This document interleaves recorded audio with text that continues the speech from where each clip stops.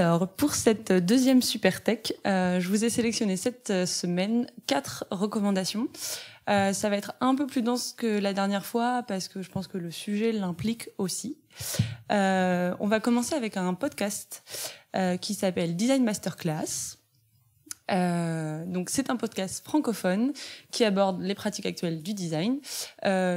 Chaque épisode en fait en explore les enjeux. Ces enjeux qui impactent quotidiennement le travail des designers, mais aussi des usagers.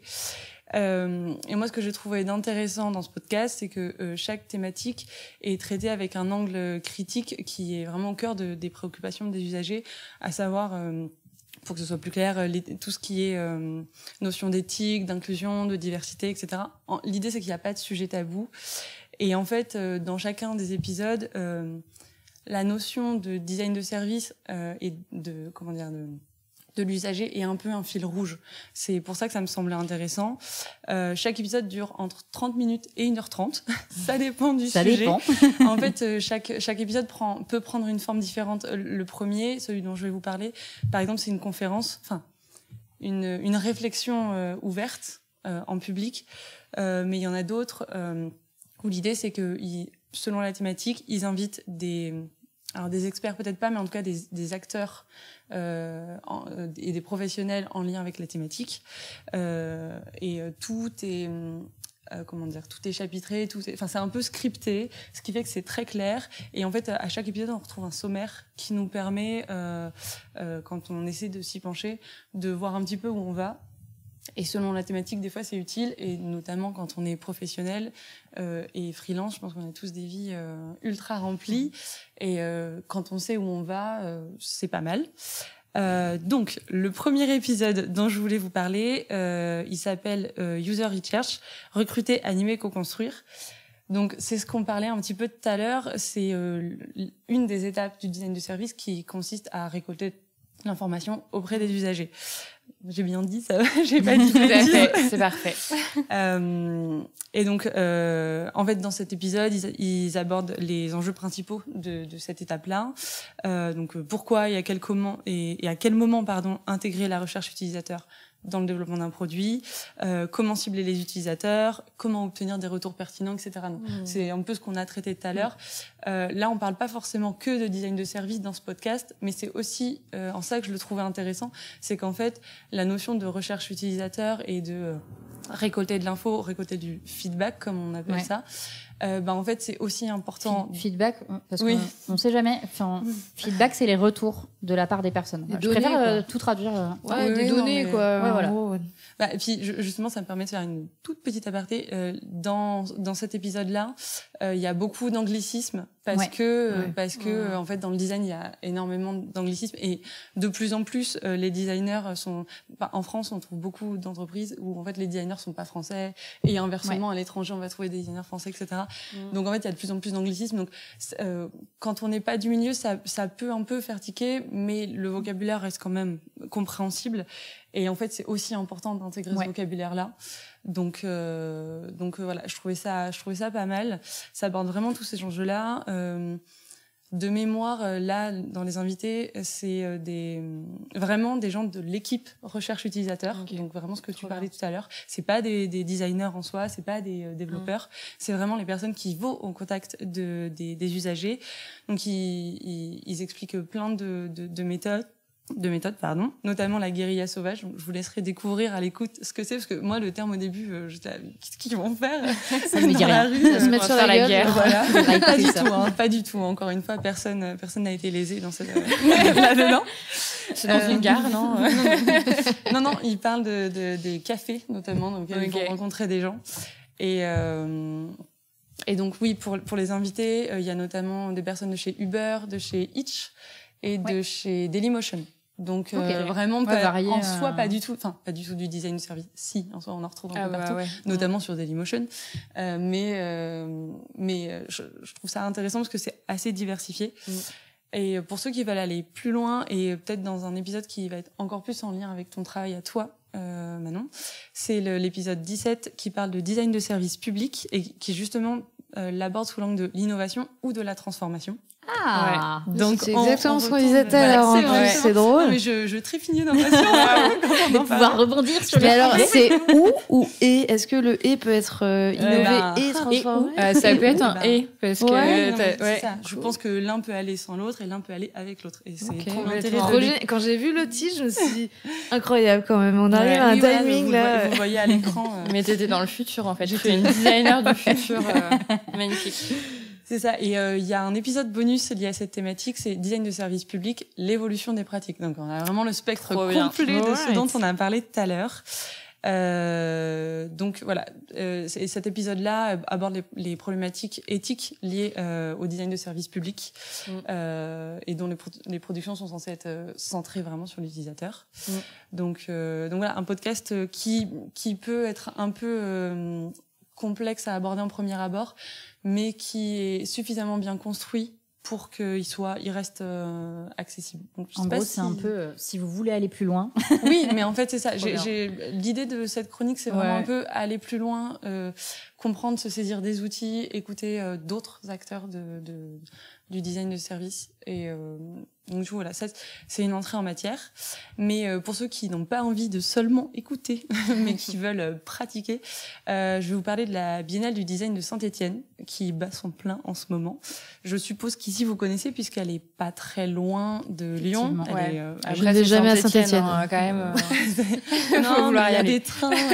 Non, mais il y a des trains à l'heure. Il y a des trains. Il y a des trains et c'est toutes les heures, je crois. Donc ceux-là, en principe, ils sont pas trop pas à l'heure. Je vais vous mettre à l'écran le visuel de cette année, voilà, qu'on aime ou pas. Ouais, on pourrait en parler. On pourrait en parler pendant une heure aussi, je pense. On pourrait parler de l'utilisation du site aussi. Encore une fois, nous n'avons pas. Mais donc du coup, la Biennale de cette année, c'est la 12e édition. Donc c'est le titre exact, c'est Biennale internationale du design de Saint-Étienne. Et donc, pour ceux qui connaîtraient pas, c'est depuis 1998. Attention. Ah ouais, c'est si vieux que ça. C'est si vieux que ça. Et c'est un événement culturel majeur en France et en Europe. Attention. Je te coupe 2 secondes, mais on m'a dit dans le chat une édition qui rattrape les précédentes en termes de qualité des contenus. Tu vois, je ne suis pas encore allée, donc on devait. Il me semble qu'on doit y aller. On doit y aller. Oui. On doit y aller. Ça m'en sous peu. C'est ça. On verra après la mi-juin, parce que jusque-là, je vous avoue que moi, ça va être compliqué. Donc, pour en revenir à la Biennale, c'est, comme son nom l'indique, un événement qui prend place tous les 2 ans et qui va accueillir designers, chercheurs, acteurs économiques, intellectuels, étudiants, amateurs d'art et curieux. Vraiment, c'est ouvert à tout le monde pour questionner en fait la pratique du design et en expérimenter ses méthodes. Donc, l'idée de vous parler de la Biennale de cette année, c'est parce qu'en fait, il propose un espace spécifique cette année qui s'appelle le Carrefour des expériences. Donc, c'est un espace de rencontre entre designers et utilisateurs. Et en fait, en tant que visiteur, vous pouvez y trouver ce qu'ils appellent les labos. En fait, vous allez pouvoir y découvrir des prototypes d'objets de design en cours de développement, interagir avec et donner votre avis dessus. Donc, on aime bien le côté expérientiel et bêta-test. En fait, l'idée, c'est de permettre aux entreprises d'avoir du feedback, de vraiment tester les prototypes et directement auprès d'utilisateurs et qui, pour le coup, vont être très diversifiés, que ce soit des professionnels du métier ou des curieux, comme ils le disent. Et ça va leur permettre donc de récolter une première expérience utilisateur qui est crucial pour le développement d'un produit, qui soit de service ou non. Pour le coup, là, on parle un peu plus de design au global. Puis voilà, enfin, je sais pas vous, mais moi, en tant que être humain, j'aime bien. Enfin voilà, je trouve ça toujours rigolo de pouvoir tester en amont, en avant-première. On se sent toujours un peu privilégié, où il y a un côté un peu sympa. Donc, pour ce qui est des infos pratiques, vous ne les avez pas du tout à l'écran, donc je vais vous les dire. Donc, fait intéressant, c'est gratuit à partir du moment où vous avez payé votre entrée à la Biennale. C'est accessible sur toute la durée de la Biennale, donc du 6 avril au 31 juillet. Et après, si vous voulez aller plus loin sur les infos, les accès, etc., vous allez pouvoir tout trouver sur le site de la Biennale. Ça, on le trouve assez facilement, toutes les infos pratiques. Je laisserai mes modératrices mettre le lien du site. Elles sont si rapides et, exactement. Et efficaces. Donc voilà, je sais pas si ça vous intéresse, d'autant plus avec le retour qu'on a eu dans le chat. C'est quelque chose que j'ai bien envie d'aller voir quand. Carrément. Quand on Et t'as ce côté-là, labo, où effectivement c'est le test d'un service ou d'une solution, et t'as le côté qu'ils appellent atelier ouvert. Et j'y étais justement hier, où en fait c'est comment tu arrives, toi, que tu sois expert ou non de la thématique, à participer à un atelier. On parlait de comment on participe aux ateliers. Et ben là, hier, tu avais une question sur les personnes âgées et l'habitat. Et le but, c'était de te mettre dans des situations où tu avais des scénarios, justement, de personnes, des contextes, etc. Et tu participais vraiment à un atelier en découvrant toute cette méthodologie. Et c'est assez chouette, en fait, même pour les gens qui ne connaissent pas du tout. Ça te permet d'humaniser un peu le processus, quoi. Oui, complètement. Puis c'est ce dont on parle depuis tout à l'heure, ça replace vraiment l'utilisateur au centre, et on est dans une co-construction, dans une co-réflexion, et complètement. Et c'est ultra intéressant en fait de pas être tout seul dans son coin. Donc ça, c'était pour la biennale. Ensuite, je vais vous parler davantage d'outils, vraiment. Enfin, on était déjà dans une forme d'outils, mais là, on va être vraiment dans des outils plutôt à destination des designers. Et je vais vous parler d'un livre que vous voyez cette fois-ci à l'écran. Donc, c'est l'expérience client en pratique du design de service à l'accompagnement au changement. Je vous avais parlé de mon amour des livres. Voilà, on a toujours un livre présent. Donc, il a été paru aux éditions Erol en 2019. Et il a vraiment été pensé comme un guide à usage des designers et des entreprises. Donc, encore une fois, on n'est pas forcément sur du design de service purement parlant, mais c'est toujours cette idée de replacer Enfin, bon, là, on parle du client, mais on pourrait dire usager en soi, ce serait un peu pareil. C'est l'idée de le replacer au centre, le mettre au centre de sa réflexion de développement de produits ou de services. Il a été écrit par Laurence Baudy et Sylvie Domel, que je connaissais pas, mais qui apparemment sont des références dans le milieu. Et du coup, dans le livre, vous trouvez une méthodologie qui est décomposée en 4 temps. Vous avez 41 outils et méthodes et 7 cas d'études. C'est assez complet pour pouvoir comprendre la méthodologie et pouvoir l'appliquer, enfin l'intégrer dans vos développements. Et pour ceux qui veulent aller encore plus loin, en fait, sur le site des éditions Erol, vous avez les premières pages du livre. Vous avez tout le sommaire, l'introduction et l'avant-propos. Ce qui permet de bien comprendre, parce que acheter des livres, outils, c'est très bien, mais c'est toujours un coût. Et puis on se retrouve des fois avec des bibliothèques énormes. C'est un bon truc pour déjà te mettre dedans et voir si tu sens que ça va te... Ça a l'air propre, là, quand même. Ça a l'air... ça me plaît, moi. J'ai regardé un peu les premières pages. J'ai envie d'acheter, franchement. On a vu que le livre est organisé un peu par outils, méthodes, etc. On a tout le détail des bien outils. organisé, Blandine, elle aime bien ça. Même l'organisation, tout à fait. Ça va partir en achat, là. C'est ça. Le titre est déjà très accrocheur, franchement. Oui, non, mais je trouvais que c'était vraiment bien pensé, et voilà, on sait à quoi on va s'attendre avec la possibilité d'accéder aux premières pages. Donc, je trouve que c'est pour les designers vraiment chouette de pouvoir avoir accès à ça. Et j'en profite, rien à voir, mais aller dans les bibliothèques, parce que en fait, ce genre de livre est disponible. Alors dans les grandes bibliothèques, forcément, si vous habitez dans une toute petite ville, il n'y sera pas forcément. Mais par exemple, pour la ville de Lyon, il y était. Donc j'ai pas pu le consulter parce qu'il était en emprunt, mais il y était. Donc ça peut être pas mal quand on est dans une logique de formation et pas forcément juste d'avoir le bouquin chez soi. Moi, je trouve que c'est chouette.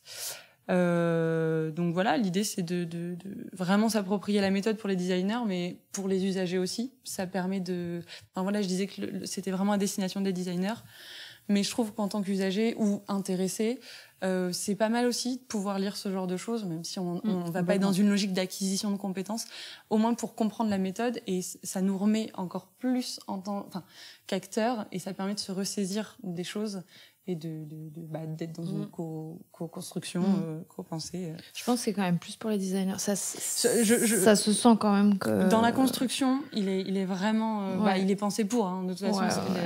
Il est destiné à ça. Mais je pense qu'en tant que curieux, tu peux quand même au moins le feuilleter. Ouais. J'ai une question, je sais pas si je peux. Vas-y. Non, c'est ma chronique. En fait, je me pose une question. C'est quoi la différence entre l'expérience client et l'expérience utilisateur? Enfin, du coup, souvent on parle des deux, mais on mélange tout. Et j'avoue, est-ce que du coup un client est forcément utilisateur? On est d'accord, mais est-ce qu'un utilisateur est forcément client du coup, franchement, moi, c'est vraiment un truc que je ne comprends pas. Du coup, En fait, c'est que l'expérience client, t'as quand même la finalité, c'est l'achat. Ouais, tu vois, c'est par exemple, tu vas avoir un service numérique, comment tu fais en sorte, tu parlais d'Uber, comment t'es sûr que ta course à la fin elle est faite parce que c'est simple.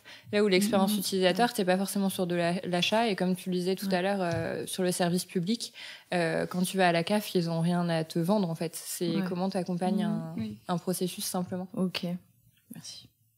Enfin, je pense mieux. Non, mais ça me paraît pas mal. Oui, non, mais la nuance peut paraître faible, mais en fait, elle est quand même conséquente, quoi, pour le coup. Non, mais moi, par contre, je me demandais, Manon, si toi, tu avais peut-être d'autres ouvrages comme ça. Est-ce que c'est le genre d'outil que vous utilisez au quotidien dans ton métier? Ouais, moi j'aime bien faire ma veille. Après, souvent, il y a un outil super bien. En gros, c'est une boîte à outils qu'a créé le gouvernement et la DINUM, qui s'appelle Comment faire, il me semble. Et en gros, c'est plein d'outils pour les différentes étapes dont on parlait tout à l'heure. Comment observer. Tu as des exemples de questionnaires, tu as des exemples de questions à poser précises, des exemples pour des ateliers, etc. Et elle est vraiment bien foutue. Bon, ils ont changé récemment, pareil, leur interface, et je trouve qu'elle est moins efficiente que la dernière, mais ça a le mérite d'être là.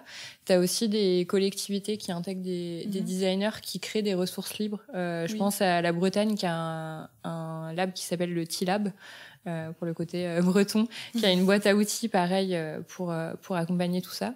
Et après, moi, l'inspiration que je trouve, même au-delà des livres, c'est regarder ce que font les professionnels autour de soi et jamais s'arrêter sur les habitudes qu'on peut prendre.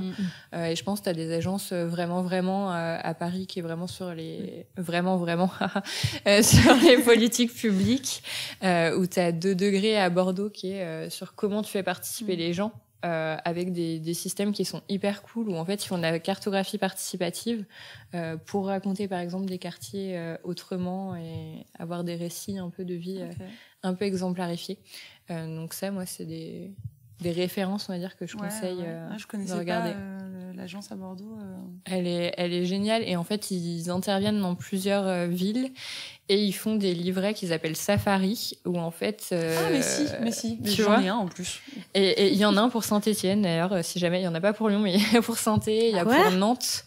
En Comment fait, ils sont spécialisés aussi dans les villes moyennes, c'est-à-dire qu'ils font beaucoup de participation dans les villes où on dit c'est ni des petites villes, ni des grandes villes, et où c'est assez dur à cartographier, parce que souvent, c'est des villes qui sont pas hyper sexy, désolée pour les Stéphanois, mais où en fait tu arrives à raconter ça autrement. Et en fait c'est un jeu, tu as des questions, et selon les choix que tu fais, tu vas dans des pages précises, et ça te fait des recommandations en termes de commerce, en termes d'usage. C'est rigolo, ces bouquins. J'adore de degré, je voue un amour inconditionnel pour cette agence, mais c'est des bouquins super cool à avoir. Tu vois, je connaissais les livres parce que forcément ils étaient vendus partout à Bordeaux, mais je n'avais pas poussé plus loin, et du coup je connaissais pas l'agence derrière. Ouais, et franchement, je conseille pour toutes les personnes qui s'intéressent un peu au design de service, parce que là, ça ouvre vraiment des champs aussi sur l'urbanisme, comment tu penses la ville, comment tu fais participer les gens. Enfin, c'est vraiment top. Ok. Dans le chat, on nous dit que la 27e région a des ressources intéressantes aussi. Et carrément, oui, j'avoue que c'est un peu comme vraiment la 27e région, ils sont hyper précurseurs sur cette question du design de service. Et eux, pour le coup, ils vont même plus loin, parce qu'ils accompagnent en fait des territoires à avoir des designers. Enfin, j'ai une amie qui est designer à Clermont, et je sais que c'est vraiment la 27e qui a accompagné Clermont à se dire pourquoi vous avez besoin d'un designer, qu'est-ce que vous lui faites faire, et qu'est-ce que ça peut changer. Donc ils ont un gros rôle aussi de vulgarisation qui est vraiment cool. Trop bien. Cool. On va enchaîner sur la dernière. Ouais. J'ai le temps tourne. ou T'as le temps. Ouais, ok. On vous a préparé un petit jeu juste après. Oui, je ne voudrais pas qu'on loupe le jeu. Je ne voudrais pas empiéter sur le jeu. Non, mais du coup, on va aller assez rapidement. Mais tu vois, tu parlais d'outils en ligne. Justement, j'avais dégoté un petit site qui s'appelle Service Design Tools. Donc, je sais pas si tu le connaissais, mais c'est le même principe que ce dont tu me parlais sauf qu'il est en anglais. Ouais, c'est ça. Je pense que c'est la barrière de l'anglais qui fait que directement, c'est pas la chose vers laquelle je vais me tourner, mais il y en a pas mal comme ça. T'as IDEO aussi, si je me trompe pas, où t'as pas mal de méthodos en ligne. Hop. Du coup, je voulais ouvert ici et donc je voulais vous présenter ce site donc très rapidement. Et en fait, vous allez trouver, comme disait Manon, plein d'outils, de méthodologies qui vont vous aider dans le développement de votre design de service. Moi, j'avoue que j'aimais bien parce que j'ai beaucoup aimé le graphisme du site. Je suis très sensible à ça, forcément. Ok, sexy. Ça joue beaucoup. En fait, je l'ai trouvé très, même s'il est en anglais, encore une fois, moi, je bille pas un mot en anglais, donc vraiment, voilà. Tu vas rassurer le chat. non, mais vraiment, nul total. Mais il reste très accessible. Il est ultra guidé. En fait, vous avez différentes questions qui vous aident. Enfin, le site est organisé de façon à vous orienter vers le bon outil. Ouais. Donc, avec des entrées par problématique, donc à quelle étape de votre projet vous êtes ici. Donc je sais pas si vous voyez la flèche à l'écran, mais vous avez ici le when, donc c'est quand, donc à qui, je mixe les deux langues, à qui s'adresse le service, pourquoi, comment, etc. Et en ça, je le trouvais super bien fait, hyper intuitif et ludique en fait. Comme pour une des autres recos que tu as fait, il est en open source, donc c'est-à-dire qu'il est libre de droit. En gros, c'est gratuit. Voilà. Donc en ça, je trouve ça chouette parce que du coup, c'est hyper accessible et notamment pour les étudiants, ça permet de rendre des outils qui peuvent des fois être inaccessibles à des étudiants, alors que c'est quand on se forme qu'on a besoin de comprendre, d'avoir ce genre de choses à disposition. Donc voilà, je vous en dis pas trop plus parce que je vous laisse aussi la découverte du site qui est vraiment très beau. Ça a trop bien. Et ouais, voilà. Ouais. C'est vrai qu'il est stylé. Donc n'hésitez pas, je sais pas si dans le chat vous allez utiliser ce genre d'outils, mais moi je sais que je vais y aller voir plus. Je pense que je vais aller checker ça. Ouais, ça a l'air sexy. Ça me parle bien. Ouais, entre ça et tout ce que tu as cité Manon, je pense que là il y a pas mal d'outils pour on va tous s'y mettre. Et puis je pense qu'en tant qu'étudiant, c'est hyper cool d'avoir ce type de ressources parce que petit aparté, mais aujourd'hui design de service, t'as pas de formation, ou alors dites-moi si je me trompe, mais il y a pas c'est pas enseigné par exemple quand on voit les écoles d'art appliqué, on a le design de produit, le design d'espace, le design graphique et le design de mode, et en fait il y a pas de design de service, alors qu'en fait c'est ce qui est global, c'est ce qui est sur l'usage. À l'époque, je parle comme une personne ancienne, mais à l'époque, il y avait un peu de design global, mais qui était plutôt sur la question environnementale. Enfin, comment on prend en compte l'environnement. Je crois que ça évolue un peu parce que dans mon dernier boulot, on a une stagiaire qui était dans une formation de design global et évidemment, il y avait la notion de l'environnement, mais tu vois, elle m'a aussi parlé du UX design pour le coup. Ouais. Et de ce qu'elle m'a décrit de son. Selon les écoles, c'est pas pareil. Mais oui, non, mais après. Je vois Blandine qui me regarde, mais parce que j'ai fait un master en design global. Il me semblait aussi. L'environnement n'existait pas. Ah ouais, en fait, c'est que c'est très. J'ai lu ton curriculum, je sais tout. Après, c'est aussi le principe de l'émission, c'est de pouvoir vous faire découvrir ce genre de choses. Donc, si vous êtes étudiant ou vous êtes même avant vos études, c'est de vous faire découvrir que ces métiers-là, ils existent. Et c'est vrai qu'ils sont un peu trop invisibilisés. Donc, voilà, c'est aussi mon combat. Mais est-ce que c'est pas justement parce que c'est en train de vraiment s'implanter que derrière, il va y avoir aussi peut-être des études qui vont aller avec. Je pense que ça arrivera. Si, moi, j'ai l'impression que c'est en train d'émerger et ça arrive avec les je pense que ça émerge et ça bouge, parce que tu vois, mon projet de diplôme, c'était, je sais pas, il y a 5 ans, 6 ans. Et quand j'ai ramené la question vraiment du service dans l'espace, on m'a regardé en me disant non mais ça va pas, ce n'est pas ça. Fais de l'architecture d'intérieur. Et je disais bah non. Enfin, du coup j'ai bossé autour du logement social. Je leur disais mais il y a des grosses problématiques. Enfin c'est pas juste parce que tu mets un hébergement que la personne est contente. Il y a beaucoup de choses à faire sur comment tu rassures les personnes, quel lien avec l'accueil, etc. Et c'était pas hyper bien pris, ce qui a fait que moi je l'ai un peu fait en autonomie. Mais je sais que aujourd'hui ils pensent à intégrer vraiment la question de l'usage et avoir un diplôme spécifique là-dedans, parce qu'en fait de plus en plus de designers sont engagés et veulent répondre à des problématiques sociales et environnementales, quoi. Puis c'est fou que tu parlais tout à l'heure du fait que dans des entreprises ou des agences de design, il y ait des équipes dédiées au design de service, mais qu'il n'y ait pas de formation pour ça. Enfin, c'est il y a un métier cliniste, mais pas de la formation. C'est ça. En plus, c'est que petit à petit, je pense que les designers sont arrivés dans les entreprises, mais au début, c'était pas créer une direction design de service. J'arrive à le placer, et là, c'est une private joke, mais je dis souvent qu'à Métropole, je suis la directrice du design du pôle dans lequel je suis, mais parce qu'en fait, je suis toute seule. Et du coup, c'est juste ça, c'est qu'au début, ils ont pas forcément l'envie d'intégrer une équipe dédiée aux designers. Mais tu vois, petit à petit, l'oiseau fait son nid, ils arrivent et ça se bouleverse.